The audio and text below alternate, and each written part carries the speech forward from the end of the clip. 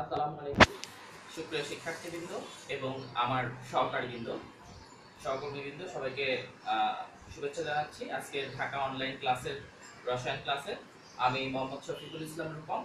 আজকে গত ক্লাসের ধারাবাহিকতায় যে পর্যায় সারণী নিয়ে আমরা আলোচনা করেছিলাম সেটা নিয়ে আজকে আমরা আলোচনা করব। তার আগে একটু দেখে নিতে চাই যে একটু কমেন্টস বক্সে দেখে নিতে চাই যে সবাই ঠিকমতো শুনতে পাচ্ছে কিনা বা সবকিছু দেখতে পাচ্ছে। একটা মিনিটের জন্য একটু দেখে নিতে চাই, আপনি কমেন্ট করে একটু জানিয়ে দিন প্লিজ।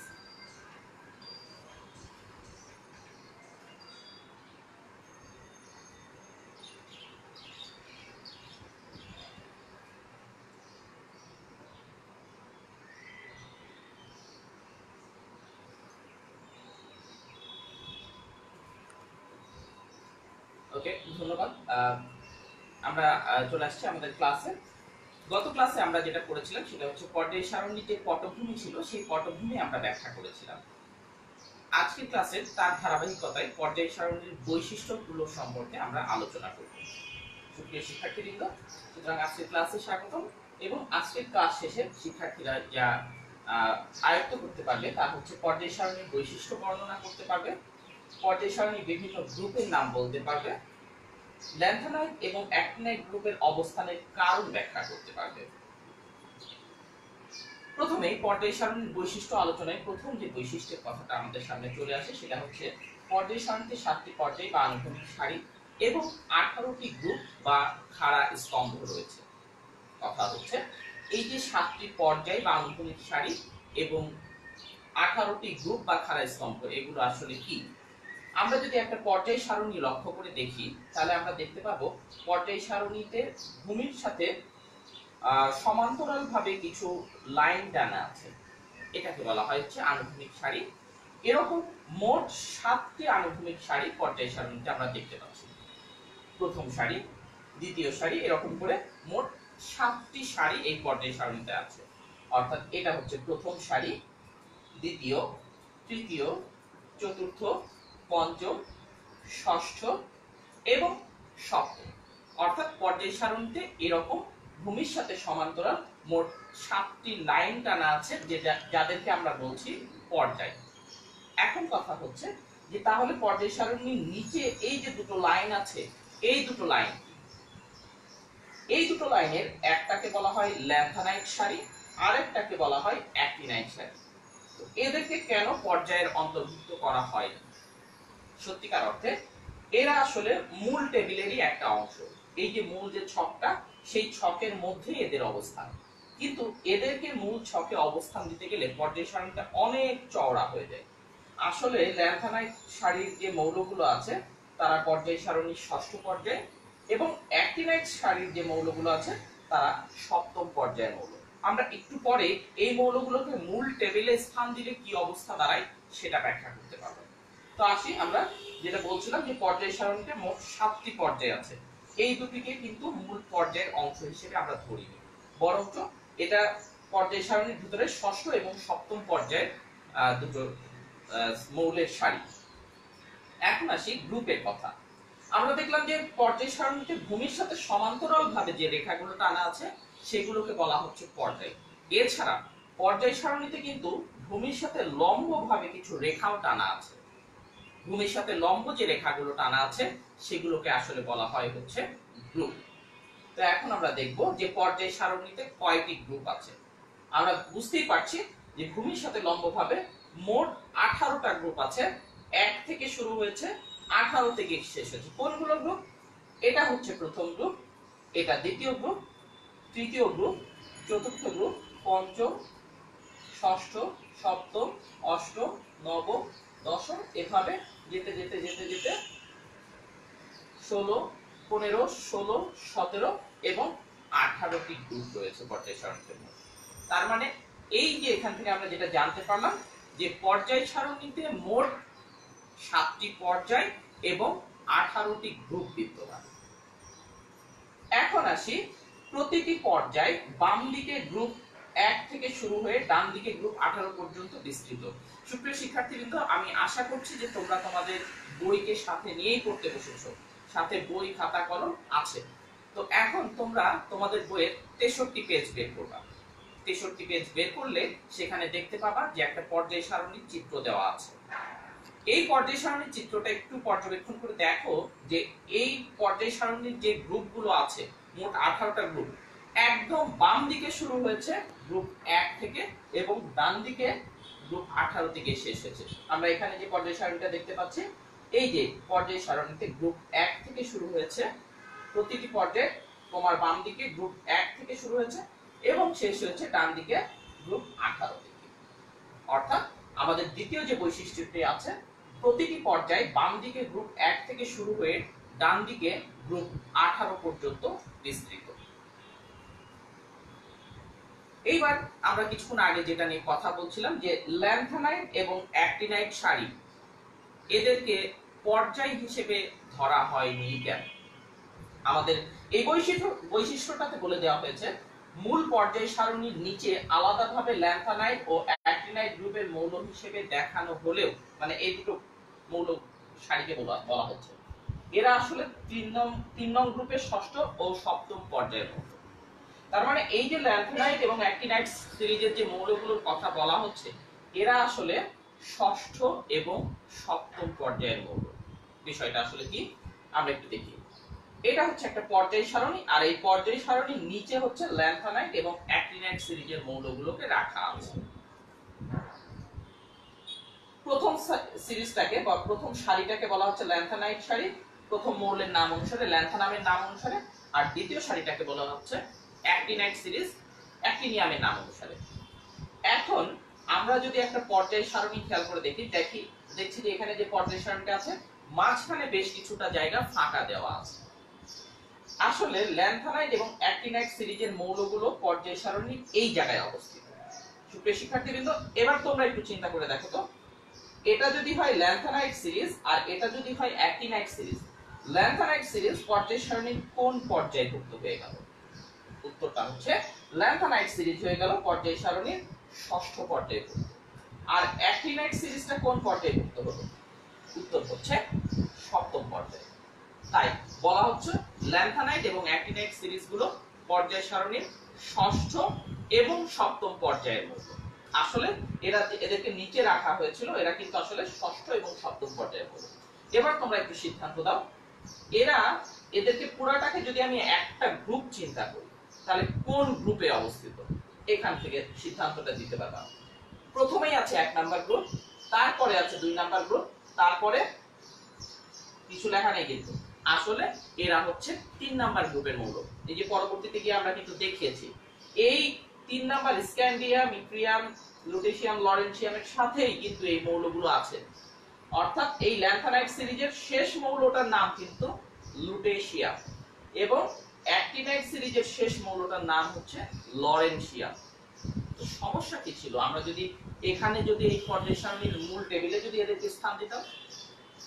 শিক্ষার্থী, তোমাদের 63 পেজে যে পর্যায় সারণীটা তোমরা দেখছো, তার সাথে এটা একটু মিলিয়ে দেখো, এটা কিন্তু অনেক ওয়াইড হয়ে গেছে, অনেক চওড়া হয়ে গেছে। ফলে পর্যায় সারণীর মূল যে সৌন্দর্যটা, এটা কিন্তু নষ্ট হয়ে যায়। আর এটাকে যদি মূল টেবিলে স্থান দিতে হয়, তাহলে তোমাদের বইয়ে যে চিত্রটা দেওয়া আছে, সেই চিত্র কিন্তু বইয়ে আঁকবে না। এই জন্য পর্যায় সারণীর সৌন্দর্যের কথা চিন্তা করে এই দুটো সিরিজকে পর্যায় সারণীর নিচে অবস্থান দেওয়া হয়েছে। সুপ্রিয় শিক্ষার্থীবৃন্দ, এখন আসো আমরা বিভিন্ন গ্রুপের যে পরিচিতি, সেই পরিচিতি সম্পর্কে জানবো। পর্যায় সারণীতে বিভিন্ন গ্রুপ আছে, তোমরা জেনেছো ইতিপূর্বে 1 থেকে শুরু করে 18 পর্যন্ত বিভিন্ন গ্রুপ আছে। এর মধ্যে কিছু কিছু গ্রুপ আছে যাদের নিজস্ব নাম আছে। যেমন আমরা যদি পর্যায় সারণীর 1 নং গ্রুপের কথা চিন্তা করি, এখানে hydrogen, lithium, sodium, potassium, rubidium, caesium এবং ফ্রান্সিয়াম রয়েছে। এই 1 নং গ্রুপের মৌলগুলোকে বলা হয় হচ্ছে ক্ষার ধাতু। কেন ক্ষার ধাতু বলা হয়? এখানে একটা জিনিস মাথায় রাখতে হবে, হাইড্রোজেন বাদে হাইড্রোজেন কিন্তু 1 নাম্বার গ্রুপে অবস্থিত হলেও এ কিন্তু আসলে 1 নাম্বার গ্রুপের মৌল নয়, বা 1 নম্বর গ্রুপের যে অন্যান্য মৌলগুলো আছে তার সাথে কিন্তু সম্পূর্ণভাবে এর ধর্মে মিল পাওয়া যায় না। হাইড্রোজেন একমাত্র অধাতু যে এই ধাতুগুলোর সাথে অবস্থান করেছে। অর্থাৎ lithium, sodium, potassium, rubidium, caesium এবং ফ্রান্সিয়ামের সাথে হাইড্রোজেন অবস্থান করলেও হাইড্রোজেন কিন্তু আসলে একটা অধাতু। যাই হোক, আমরা যেটা বলছিলাম, গ্রুপ 1 এর যে মৌলগুলো আছে, গ্রুপ 1 এর মৌলগুলোকে বলা হয় ক্ষার ধাতু। ক্ষার ধাতু কাকে বলে? যে সমস্ত ধাতু পানির সাথে বিক্রিয়া করে ক্ষার উৎপন্ন করে। ক্ষার কাকে বলে? অ্যাকচুয়ালি ধাতুর অক্সাইড বা হাইড্রোক্সাইডকে ক্ষারক বলা হতো। এর মধ্যে যে ক্ষারকগুলো পানিতে দ্রবীভূত হয় সেটাকে বলা হয় হচ্ছে ক্ষার। তো সাধারণত আমরা দেখে থাকি ধাতুর হাইড্রোক্সাইড যেগুলো আছে এগুলোর অনেকটাই পানিতে দ্রবীভূত হয়ে থাকে। অনেকগুলো ধাতু হাইড্রোক্সাইডই পানিতে দ্রবীভূত হয়ে থাকে। তো এই যে lithium, sodium, potassium, rubidium, caesium এবং ফ্রান্সিয়াম, এরা পানির সাথে যুক্ত হয়ে এদের হাইড্রোক্সাইড তৈরি করে। তাহলে আমরা বলতে পারবো এটা একটা ক্ষারক, এবং এই হাইড্রোক্সাইড গুলো পানিতে দ্রবীভূত হয়। সুতরাং এরা এই লিথিয়াম হাইড্রোক্সাইড বা সোডিয়াম হাইড্রোক্সাইড এগুলো হচ্ছে ক্ষার। তো এই গ্রুপের যে মৌলগুলো আছে, lithium, sodium, potassium, rubidium, caesium, francium, তারা পানির সাথে বিক্রিয়া করে ক্ষার উৎপন্ন করে। এই জন্য এই গ্রুপের মৌলগুলোকে বলা হয় ক্ষার ধাতু। আমরা পরবর্তী অংশে এটা একটা প্রশ্ন রেখেছি যে লিথিয়াম বা সোডিয়ামকে ক্ষার ধাতু বলা হয় কেন, সেখানে গিয়ে আরো একটু আলোচনা করব। এখন আমরা আসি পর্যায় সারণীতে যে 2 নাম্বার গ্রুপটা আছে, beryllium, magnesium, calcium, strontium, radium এবং বেরিয়াম, 2 নাম্বার গ্রুপ। এই 2 নাম্বার গ্রুপকে কি নামে রাখা হয়? এই 2 নাম্বার গ্রুপকে বলা হয় হচ্ছে মৃৎ ক্ষার ধাতু। এই যে মৃৎ, এই মৃৎ অর্থ কিন্তু মাটি। আমরা যখন গ্রুপ 1 দেখেছিলাম তখন ক্ষার ধাতু কেন বলে সেটা জেনেছিলাম, যে ওরা পানির সাথে বিক্রিয়া করে ক্ষার উৎপন্ন করে। গ্রুপ 2 এর যে মৌলগুলো আছে, এই গ্রুপ 2 এর মৌলগুলো পানির সাথে বিক্রিয়া করে ক্ষার উৎপন্ন করে এবং এদেরকে মাটির উপাদান হিসেবে পাওয়া যায়। এই জন্য এদেরকে বলা হয় মৃৎ ক্ষার ধাতু। তার মানে এরা যে পানির সাথে বিক্রিয়া করে ক্ষার উৎপন্ন করে সেই জন্য এদেরকে ক্ষার ধাতু বলে, এবং যেহেতু এদেরকে মাটির উপাদান হিসেবে পাওয়া যায় তাই এদেরকে আসলে ডাকা হয় মৃৎ ক্ষার ধাতু বলে। এখন আসি পর্যায় সারণীর গ্রুপ 11 নাম্বার মৌলের কথায়। গ্রুপ 11 নাম্বার মৌলে আছে কপার, সিলভার, গোল্ড এবং রঞ্জেনিয়াম। এর মধ্যে কপার, সিলভার এবং গোল্ডকে প্রাচীনকালে মুদ্রা হিসেবে ব্যবহার করা হতো বলে এদেরকে বলা হয় হচ্ছে মুদ্রা ধাতু। কপার, সিলভার, গোল্ড এদেরকে প্রাচীনকালে মুদ্রা হিসেবে ব্যবহার করা হতো বলে এদেরকে বলা হয় হচ্ছে মুদ্রা ধাতু। প্রশ্ন হচ্ছে স্যার রঞ্জেনিয়ামটা তাহলে কি? রঞ্জেনিয়াম আসলে একটা তেজস্ক্রিয় মৌল, একে কোনোভাবেই মুদ্রা হিসেবে ব্যবহার করা সম্ভব না, আর ওই প্রাচীনকালে ওই সময় আবিষ্কারও হয়। তো প্রাচীনকালে গোল্ড, সিলভার এবং কপারকে মুদ্রা ধাতু হিসেবে ব্যবহার করা হতো বলে এই 3টা ধাতুর নাম অনুসারে গ্রুপ 11 এর মৌলগুলোকে বলা হয়েছে মুদ্রা ধাতু। এখন আমরা আসি, এখানে একটা ছোট্ট প্রশ্ন মনে করতে পারো কিনা যে মুদ্রা ধাতুগুলো পর্যায় সারণীর কোন গ্রুপে অবস্থিত? উত্তরটা হচ্ছে মুদ্রা ধাতু পর্যায় সারণীর 11 নম্বর গ্রুপে অবস্থিত। এখন আসো পর্যায় সারণীর গ্রুপ 17 এর মৌলগুলো। এখানে আমরা দেখতে পাচ্ছি ফ্লোরিন, ক্লোরিন, ব্রোমিন, আয়োডিন, অ্যাসিটিন এবং টেনেসাইন। এই গ্রুপের মৌলগুলোকে বলা হয় হচ্ছে হ্যালোজেন। হ্যালোজেন শব্দটার অর্থ হচ্ছে সামুদ্রিক লবণ উৎপাদনকারী।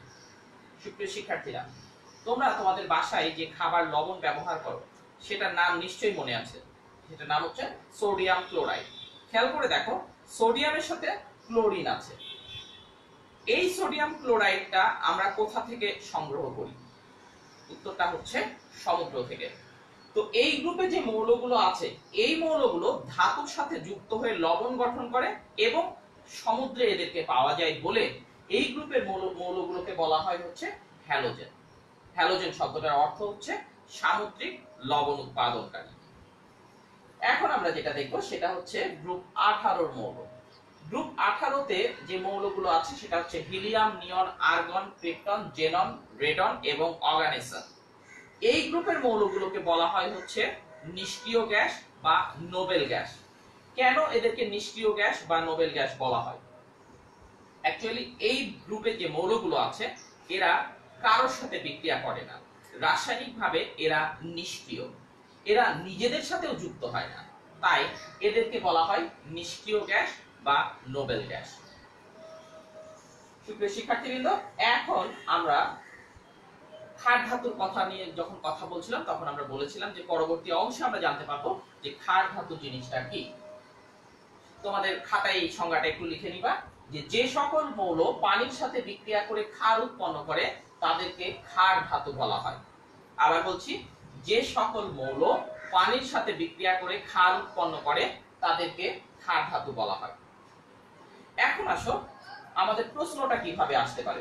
সাধারণত এখান থেকে অনুধাবনমূলক প্রশ্ন, খ নাম্বারের প্রশ্ন আসে যে সোডিয়ামকে কেন ক্ষার ধাতু বলা হয়। প্রশ্নটা যদি এরকম হয় যে সোডিয়ামকে কেন ক্ষার ধাতু বলা হয়, তাহলে তোমরা যে কাজটা করবা, প্রথমে ক্ষার ধাতুর সংজ্ঞা দিয়ে নিবা, যে যে সকল মৌল পানির সাথে বিক্রিয়া করে ক্ষার উৎপন্ন করে তাদেরকে ক্ষার ধাতু বলে। তারপরে সোডিয়ামের সাথে পানির একটা বিক্রিয়া দিয়ে দিবা, দিয়ে দেখাবা যে সোডিয়াম পানির সাথে বিক্রিয়া করে সোডিয়াম হাইড্রোক্সাইড উৎপন্ন করছে। আর সোডিয়াম হাইড্রোক্সাইড যেহেতু একটা ক্ষার, তাই সোডিয়ামকে ক্ষার ধাতু বলা হয়। এরপরে যেটা আছে সেটা হচ্ছে মৃৎ ক্ষার ধাতু। যে সকল মৌল পানির সাথে বিক্রিয়া করে ক্ষার উৎপন্ন করে এবং যাদেরকে মাটির উপাদান হিসেবে পাওয়া যায় তাদেরকে মৃৎ ক্ষার ধাতু বলে। মৃৎ ক্ষার ধাতু উদাহরণে আমরা কিন্তু দেখেছিলাম যে ওখানে ম্যাগনেসিয়াম, বেরিলিয়াম, তারপর ক্যালসিয়াম ইত্যাদি মৌল ছিল। তো তোমাদেরকে যদি জিজ্ঞাসা করে যে ম্যাগনেসিয়ামকে মৃৎ ক্ষার ধাতু বলা হয় কেন, তাহলে প্রথমেই তোমরা এটার একটা সংজ্ঞা দিয়ে দিবা, যে সকল মৌল পানির সাথে বিক্রিয়া করে ক্ষার উৎপন্ন করে এবং যাদেরকে মাটির উপাদান হিসেবে পাওয়া যায় তাদেরকে মৃৎ ক্ষার ধাতু বলে। ম্যাগনেসিয়ামকে মৃৎ ক্ষার ধাতু বলা হয় তার কারণ হচ্ছে ম্যাগনেসিয়াম পানির সাথে বিক্রিয়া করে ম্যাগনেসিয়াম হাইড্রোক্সাইড উৎপন্ন করে, যা একটি ক্ষার। এছাড়াও ম্যাগনেসিয়ামকে মাটির উপাদান হিসেবে পাওয়া যায় বলে ম্যাগনেসিয়ামকে মৃৎ ক্ষার ধাতু বলা হয়। সুপ্রিয় শিক্ষার্থীবৃন্দ, এখন কয়েকটি প্রশ্নের একটু উত্তর দাও। প্রশ্নের দিকে খেয়াল করো, নিচের কোনটি ক্ষার ধাতু? তোমাদের জন্য চারটি অপশন এখানে দেওয়া হলো, কপার, জিঙ্ক, লিথিয়াম এবং বেরিলিয়াম। চেষ্টা করে দেখো তো এটার উত্তর দিতে পারো কিনা। সঠিক উত্তরটা হচ্ছে গ, লিথিয়াম। দেখো তো এর পরের প্রশ্নটার উত্তর পারো কিনা। আধুনিক পর্যায় সারণীতে মুদ্রা ধাতু কোন গ্রুপে অবস্থিত? আমি কিন্তু মুদ্রা ধাতু পড়ানোর সময় বলে দিয়েছিলাম। চেষ্টা করে দেখো এটার উত্তর বলতে পারো কিনা।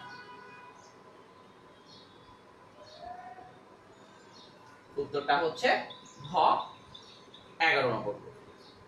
এখন তোমাদের জন্য কিছু নির্দেশিত কাজ থাকবে, যেটা আমরা হোমওয়ার্ক হিসেবে বিবেচনা করি। আধুনিক পর্যায় সারণীর বৈশিষ্ট্য বর্ণনা করো। এই কাজটি অবশ্যই তোমরা করবে। তোমাদের বইয়ে চমৎকার ভাবে এটার একটা বর্ণনা দেওয়া আছে। আজকের যে ক্লাসটা হলো সেই ক্লাসটা আশা করি তোমাদেরকে সহায়ক হিসেবে কাজ করবে। সোডিয়ামকে ক্ষার ধাতু বলা হয় কেন? খুবই গুরুত্বপূর্ণ একটা প্রশ্ন। উত্তরটা কিভাবে লিখবে আমি মাত্র আলোচনা করেছি। এরপর বেরিলিয়ামকে মৃৎ ক্ষার ধাতু বলা হয় কেন? এই প্রশ্নের উত্তরটাও লিখে নিয়ে আসবে। সোডিয়ামকে ক্ষার ধাতু বলা হয় কেন, বেরিলিয়ামকে মৃৎ ক্ষার ধাতু বলা হয় কেন, এটা 2 নম্বরের প্রশ্নের স্ট্যান্ডার্ড হিসেবে লিখে নিয়ে আসবে। আর আধুনিক পর্যায় সারণীর বৈশিষ্ট্য, এটা 3 অথবা 4 নম্বরের প্রশ্ন হিসেবে এটা কমপ্লিট করে নিয়ে আসবে। তো আজকের ক্লাস এই পর্যন্ত। সবাইকে ধন্যবাদ। সবার উত্তরোত্তর সাফল্য কামনা করি। সবাই সকলের জন্য দোয়া করবে, আমাদের জন্য দোয়া করবে, আর সাথেই থাকবে ঢাকা অনলাইন স্কুলে। ধন্যবাদ সবাইকে।